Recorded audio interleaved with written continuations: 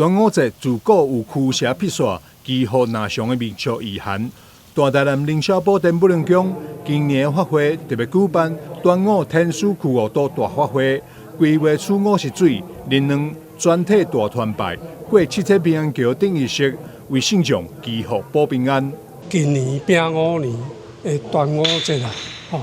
足特殊，很殊勝，所以啊，在這個8點半，咱就發壇開始起鼓，有邀請到這個徐白龍奧運大道長，因道長團11位啊，要帶咱這個廣場遮，來宣召，當然啊，9點就愛就咱這個陽上帝啊，並走上蒼，在這個10點半，恭請到咱的玄武上帝啊，佇咱五龍新莊鎮，要開講一粒五龍寶珠，邊仔造景，五龍峰、五龍池，佮龜蛇大將軍，攏會經由咱玄武上帝開講。上主要因為配合午時啊，11點初五時水，咱這五龍新莊這5隻龍的龍水啊，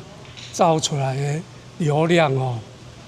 我相信幾啊千人參加。報名參加法會聖眾，廟方閣會贈送天書花香、靈符佮肉粽，向神祈求身心安定、遠離災厄、加添福氣。報名參加有送這個香包，這個八卦符內底是中午天書爺的天書靈符，這看要掛在咱厝的門外也好，也是放在咱厝內也好，愛放在車內也好，也是隨身啊，隨身會當咱保身。廟方有估這歲活動將會吸引數千信眾參加，場面會相當壯觀。主委王大明歡迎大家共同來參與端午日兩祈福。廟方閣大新準備了肉粽、西瓜，甲信眾結緣，展現傳統民俗文化，佇台南延續傳承的生命力。台南新聞張偉忠採訪報道。